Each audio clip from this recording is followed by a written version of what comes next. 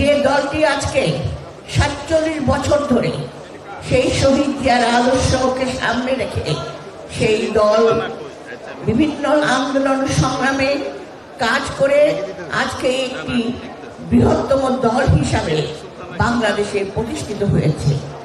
এবং এই সঙ্গে আমি অভিনন্দন জানাচ্ছি, কৃতজ্ঞতা জানাচ্ছি আমাদের দেশনেত্রী বেগম খালেদা জিয়া, যার আপসহীন নেতৃত্ব এই বিএনপিকে সঠিক পথে পরিচালিত করে উন্নয়নের অগ্রযাত্রায় যিনি আপসহীন ভূমিকা রেখে যিনি এখন পর্যন্ত নেতৃত্ব দিয়ে বিএনপিকে একটি আস্থাভাজন দল হিসাবে বাংলাদেশের বুকে তিনি প্রতিষ্ঠিত করেছেন।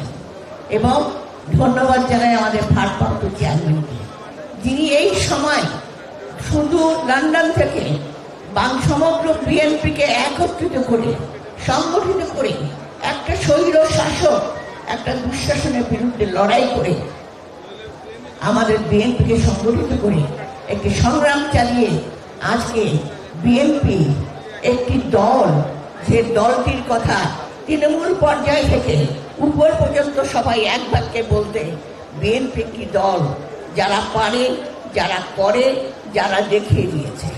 আমি তাই কৃতজ্ঞতা জ্ঞাপন করছি আমার ভারপ্রাপ্ত চেয়ারম্যান জনাব তারেক রহমানকে। সংগ্রামী ভাই ও বোনেরা, আপনারা জানেন শহীদ জিয়া এই দলটি করেছিলেন সময়ের প্রয়োজনে। তিনি ওই সময় স্বাধীনতা ঘোষণা করে যুদ্ধ করে বাংলাদেশে যখন ফিরে আসেন, পরবর্তী পর্যায়ে যখন তার উপর এই শাসনভার ন্যস্ত হয়, তখন তিনি সেই সময়ের প্রয়োজনে 19 দফা কর্মসূচি দিয়ে সমাজের বিভিন্ন সেক্টরে কাজ করে বাংলাদেশকে একটা আত্মমর্যাদা জাতি হিসাবে পরিণত করেছিলেন, বহুদলীয় গণতন্ত্র প্রতিষ্ঠা করেছিলেন এবং বাংলাদেশকে জাতি হিসেবে বিশ্বের বুকে পরিচিত করেছিলেন। এবং তার পরবর্তীতে আপনারা দেখেছেন দেশনেত্রী বেগম খালেদা জিয়া যখন তিনি ক্ষমতায় ছিলেন, উন্নয়নের অগ্রযাত্রায় বাংলাদেশের মানুষকে এগিয়ে নিয়ে তিনি যখন বুঝেছিলেন রাষ্ট্র কাঠামোর কিছুটা পরিবর্তন দরকার, সমাজ পরিবর্তন হওয়া দরকার, রাজনীতি পরিবর্তন হওয়া দরকার, তখন তিনি 20-30 ভিশন দিয়েছিলেন। এবং যে ভিশনের কারণে তাকে আজ পর্যন্ত বিভিন্নভাবে নির্যাতিত, নিপীড়িত হয়ে যিনি এখনো আমাদের প্রেরণা উৎস হয়ে নেতৃত্ব দিচ্ছেন, যাকে স্বৈর শাসক মিথ্যা মামলায় আটকে ফেলে যাকে প্রচুর পরিমাণে নির্যাতন করেছেন। এবং তার পরবর্তীতে বর্তমান যুগের চাহিদায় সমাজ পরিবর্তনের লক্ষ্যে আমাদের ভারপ্রাপ্ত চেয়ারম্যান এই চরম দুঃসময়ে এই আন্দোলনের মধ্যে 31 দফা দিয়েছেন রাষ্ট্র কাঠামো পরিবর্তনের জন্য। সেই রাষ্ট্র কাঠামো পরিবর্তনের মধ্য দিয়ে আগামী দিনে সমাজ পরিবর্তন হবে, রাজনীতি পরিবর্তন হবে, জনগণ নতুন বাংলাদেশ দেখতে পাবে। তাই আজকের এই দিনটা আমাদের জন্য শুধুমাত্র আমাদের জন্মদিন, কিন্তু আজকে আমাদের নেতাকর্মীর কাছে এটি অঙ্গীকারবদ্ধ একটা দিন, যেদিন আমরা অঙ্গীকার করব আমাদের নেতা, আজকের দিনে আমরা অঙ্গীকার আমাদের নেতা ভারপ্রাপ্ত চেয়ারম্যান জনাব তারেক রহমানের কাছে, দেশনেত্রী বেগম খালেদা জিয়ার কাছে আমরা অবশ্যই এই 31 দফার সংস্কার জনগণের মাঝে ফুটিয়ে তোলে। এখন যে দুঃসময় চলছে, রাজনীতিতে যে উথাল পাথাল চলছে, যে ষড়যন্ত্রের আভাস আমার একটু আগে আমার মেজর হাফিজ বলে গেলেন এবং এখানে ডক্টর জাহিদে বলেছেন, সেই অতীতে গৌরবের চাহিদায় আমরা যেন কাজ করে বাংলাদেশের ধানের শীষকে আবারও সেই গৌরব ঐতিহ্য আমরা বজায় রাখতে পারি। সেই জন্য আমাদেরকে কাজ করতে হবে। আমরা জানি আমরা খুব কঠিন সময় পার হচ্ছি, কিন্তু এই কঠিন সময়ের মধ্যে আমাদেরকে ধৈর্য রাখতে হবে।